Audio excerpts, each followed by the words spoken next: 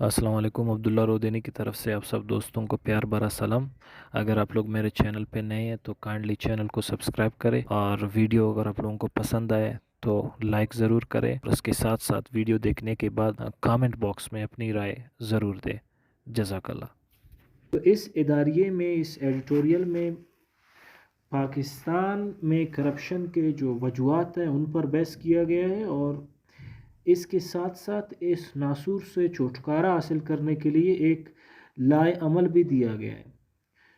اس topic پر command حاصل کرنے کے لیے آپ اس ویڈیو کو اینڈ تک ضرور دیکھیں، اور اگر آپ کو اس کو انڈرسٹینڈ کرنے میں مشکل ہو رہی ہے تو آپ 2 دفعہ اس ویڈیو کو دیکھ لیں تاکہ آپ کی مکمل انڈرسٹینڈنگ ہو۔ میں پہلے ایک پیراگراف پڑھوں گا، اس کے بعد آپ لوگوں کے لیے ایکسپلین کروں گا۔ پاکستان's consistent slide on transparency international's corruption perceptions index over the last several years is deplorable but not incomprehensible.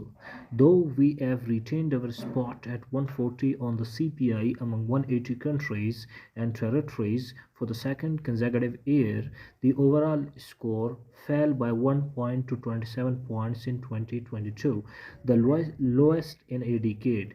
The country's corruption ranking dropped by 23 notches from 170 in 2017 under the administration of Imran Khan, who had come to power on the promise of tackling graft, highlights the unwillingness and inability of the nation's leadership to stem the ever-deepening rot. It also highlights that the growing incidence of corruption is not only the issue here, the real problem is the anti-corruption laws and framework that have been set up to protect the country's ruling elite, be they politicians, bureaucrats, military establishment, businessmen, or judges. On top of that, these laws have mostly been applied in the past for the persecution of political opponent or political engineering by the powers that be.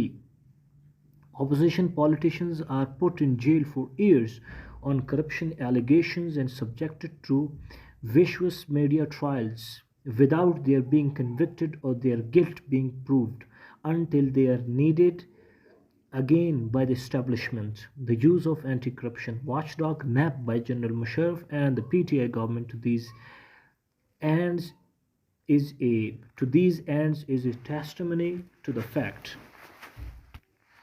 اچھا جی، transparency international ایک عالمی ادارہ ہے، اور یہ بہت سارے ممالک کو اپنے واچ لسٹ پر رکھا ہے، اور کرپشن کے حوالے سے ان ممالک کی سالانہ رینکنگ شائع کرتا ہے۔ اچھا، اس ادارے کی رپورٹ سے کسی بھی ملک کی ساخت پر کیا اثر پڑ سکتا ہے؟ بہت زیادہ اثر پڑ سکتا ہے، خاص طور پر جو ڈیولپنگ کنٹریز ہے جیسے کہ پاکستان ہے۔ اگر رپورٹ میں ان کی جو کرپشن کی رینکنگ ہے وہ زیادہ ہے تو اس سے ان کنٹریز کی، ڈیولپنگ کنٹریز کی فنڈ حاصل کرنے اور قرضے حاصل کرنے کے عمل میں رکاوٹیں آ سکتے ہیں۔ تو اس اداریے میں، اس ایڈیٹوریل میں پاکستان میں کرپشن کے جو وجوہات ہیں ان پر بحث کیا گیا ہے، اور اس کے ساتھ ساتھ اس ناسور سے چھٹکارا حاصل کرنے کے لیے ایک لائے عمل بھی دیا گیا ہے۔ اس ٹاپک پر کمانڈ حاصل کرنے کے لیے آپ اس ویڈیو کو اینڈ تک ضرور دیکھیں، اور اگر آپ کو اس کو انڈرسٹینڈ کرنے میں مشکل ہو رہی ہے تو آپ 2 دفعہ اس ویڈیو کو دیکھ لیں تاکہ آپ کی مکمل انڈرسٹینڈنگ ہو۔ تو شروع کرتے ہیں۔ Corruption unlimited. ٹرانسپیرنسی انٹرنیشنل کے کرپشن پرسیپشن انڈیکس پر پچھلے چند سالوں سے پاکستان کی جو رینکنگ ہے وہ متواتر طور پر پھسل رہی ہے، نیچے جا رہی ہے۔ یہ ہمارے لیے ایک افسوسناک چیز ہے، لیکن یہ ناقابل فہم نہیں ہے۔ مطلب کہ یہ ہمارے سمجھ میں آتا ہے کہ وہ کیا وجوہات ہے جن کی وجہ سے یہ ہو رہا ہے۔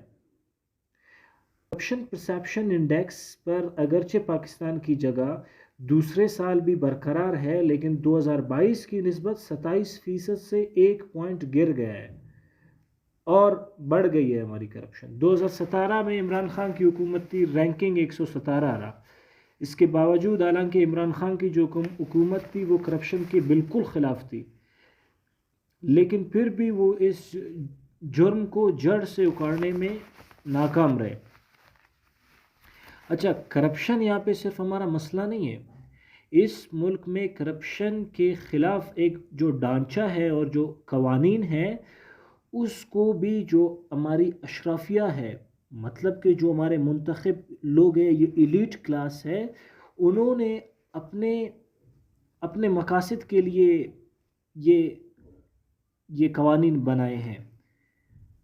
اس اشرافیہ میں آپ کے پولیٹیشنز ہیں، بیوروکریٹس ہیں، ملٹری اسٹیبلشمنٹ ہے، بزنس مین ہیں، بزنس کلاس ہے، ایون آپ کے ججز ہیں.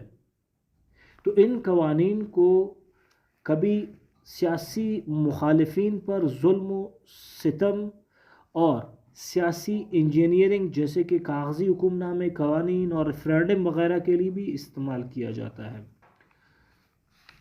مطلب ان کی استعمال بالکل غلط ہو رہی ہے ان قوانین کی.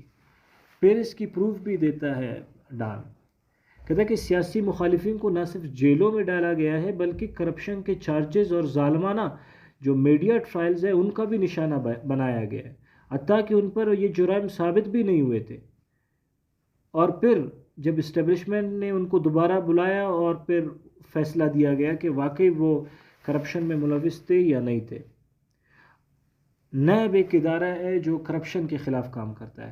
اس ادارے کو بھی جنرل پرویز مشرف نے استعمال کیا تھا، اور پرویز مشرف کے خلاف جو ثبوت تھے تاکہ ان ثبوتوں کو وہ مٹا سکے. Considering یہ سیکنڈ پیراگراف ہے.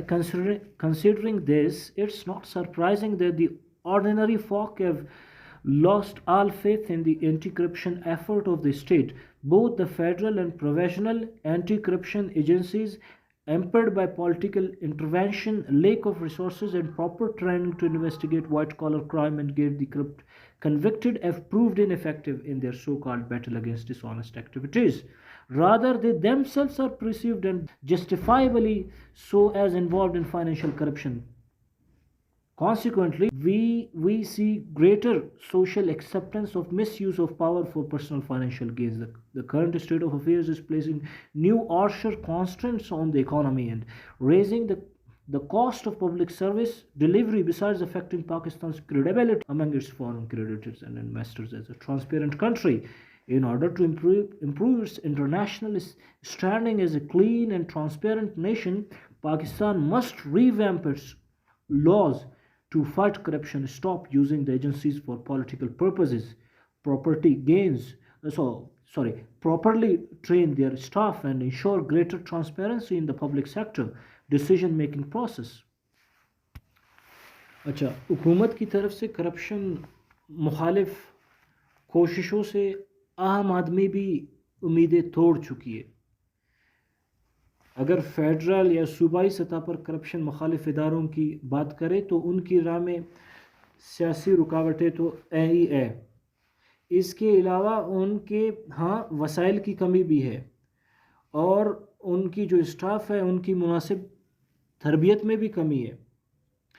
تو ان وجوہات کی بنا پر وہ نہ صرف ان جرائم کی تفتیش میں ان کو رکاوٹیں ہیں، بلکہ جو ملزم ہے ان کے خلاف جنگ ہے وہ بھی غیر مؤثر ہو گئی ہے. موجودہ حالات کی اگر بات کریں تو ہماری معیشت پر ترش رکاوٹیں ڈال رہا ہے کرپشن، اور عام آدمی کی جو ضروریات زندگی ہے وہ بھی کرپشن کی وجہ سے مہنگی ہو رہی ہے. اور اس کے ساتھ ساتھ جو ادارے ہیں IMF اور ورلڈ بینک، ان کے سامنے بھی پاکستان کی ساخت کو نقصان پہنچ رہا ہے.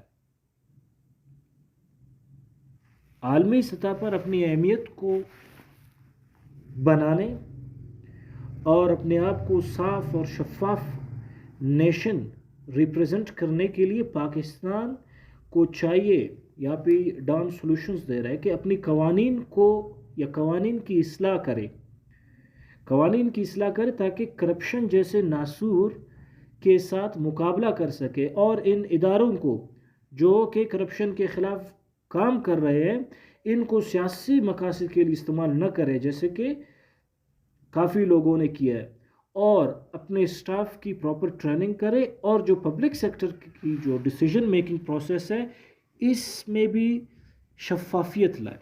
تو ویڈیو آپ لوگوں کو کیسا لگا کامنٹ باکس میں ضرور بتائیں۔